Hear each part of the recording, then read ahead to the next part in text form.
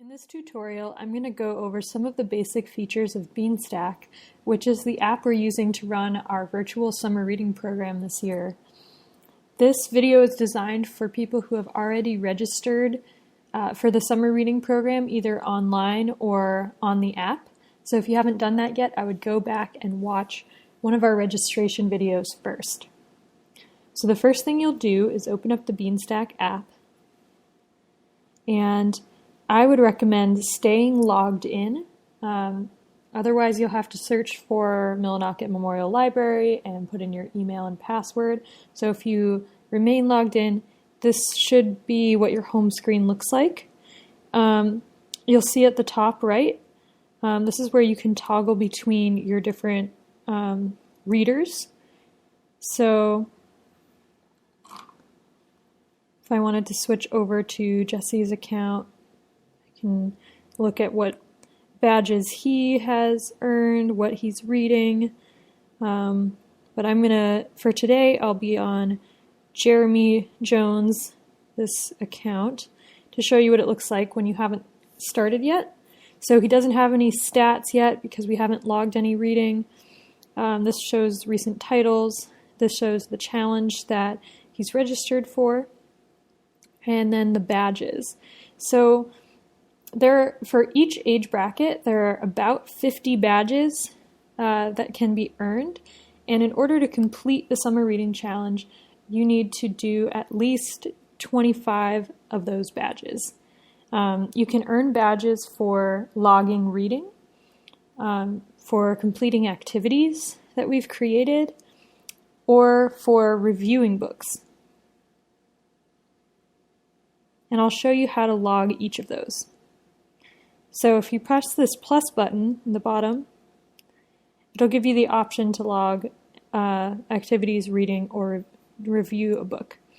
And once you click, let's just do reading to start, it'll let you choose which child to log for.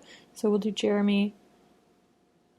And you can either use the camera on your phone to scan an ISBN number on the back of a book. You can search for a title. There's a whole catalog of tons of books in here that should pop up if you type it in, or you can manually write in the title. If you'd prefer not to log the book itself, you can just write minutes or page numbers, things like that. So I think I'm going to search for a title. So I'm on a bit of a Curious George kick. Let's just go with that. And you should see a bunch of different results with the pictures and everything. So,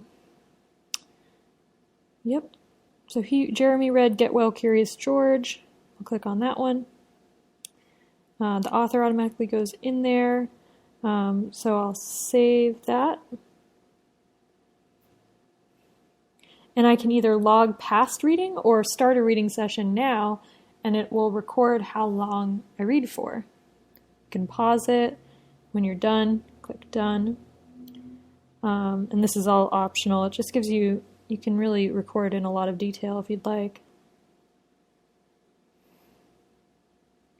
So great. You'll see my stats have been updated. One reading session, one book read, and it'll show up in my recent titles now.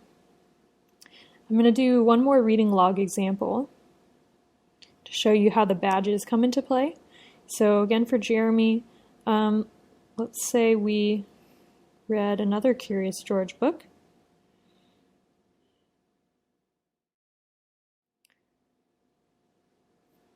And we read that yesterday, so I'm going to log past reading.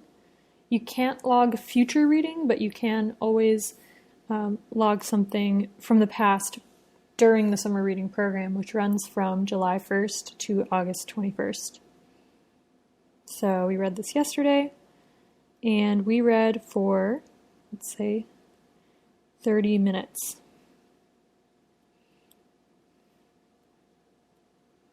And finished the book. Great. So you see, as you log minutes, you automatically earn badges based on how many minutes you've read. It looks like we earned one for reaching the 20-minute mark and one for reaching the 30. And even the 10. So We have it in really small increments, especially for the younger kids. So that's great. I'll just press this X to go back. And now you'll see under My Badges, you have some nice colorful bookworm badges that have showed up. Any badges that you haven't completed yet show up as black and white, and you can view all the ones that you have yet to do here. If you click on an activity badge, you can see the details. So read a recipe, then make it. Some of them will have interactive pieces like asking you what you made. So maybe Jeremy and I made some pancakes and we read the recipe together. So then I can save that and it'll check that off, and we have earned that badge. So you see it turned to color. There are some optional elements of some badges, like to send in a photo to us. We are really trying to collect more photos of people participating in the challenge since we won't be able to gather in person due to COVID-19. So we love and appreciate any photos that you can send in of I think it'll really encourage other readers. We'll post some of those on our Facebook page if that's all right with you. So let's say we sent in a photo of Jeremy and I making the pancakes. I would check that off too, but that's always optional. So great. Now we're done. We can go back and you'll see that that one is now in color. For some of the activities, we've chosen to link to existing high quality programs, such as Chewonki, which is a science organization in Midcoast, Maine. They have a library of tons of science programs on all kinds of topics. So like this one, we're just asking you to watch one of those, attend one of their virtual programs, and share a little bit about what you watched. So we've linked that here, and you can click on that link and you'll be redirected to their library of great videos. So that's just another example of what an activity badge might look like. So let's say we watch one of those, and we watched one about lichen. And if I had actually watched it, I would add what I learned, but just short little things to keep you asking questions and learning.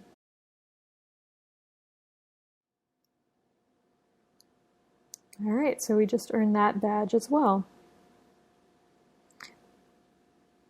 I'm going to go back to the home screen and just show you two more quick things.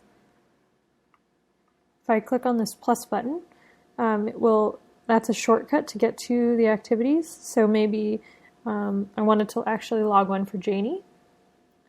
It'll let me see her activities and log one of those. All right. And lastly, on this plus button, you can do a review of a book. So let's say that we wanted to review Goodnight Moon. You can search, and that'll come up.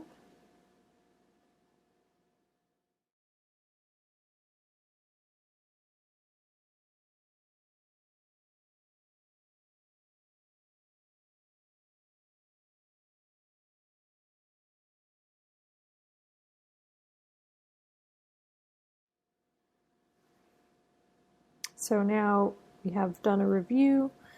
On the online version, there's an option to do a picture review, which I think can be a great engaging option for younger kids. Otherwise, as you might have gathered, you're going to be pretty involved with younger kids as a parent, guardian, or adult supervising their summer reading program. So you might have to ask Jeremy, what did you think of the book? And, just type a few notes in there. It shouldn't be too labor intensive, but you'll definitely play a big role in making their summer reading experience successful. Older kids might be able to do this on their own. They might even have a phone where they can just log their own stuff. We did design the summer reading program for children up to age 17. So with different activities and badges for each age group. So So yeah, have fun with it. Share pictures with us either on our Facebook page, our Instagram page, or by emailing me at diana@millinocketmemoriallibrary.org. And please reach out with any questions as well. Our library phone number is 314-635-0360.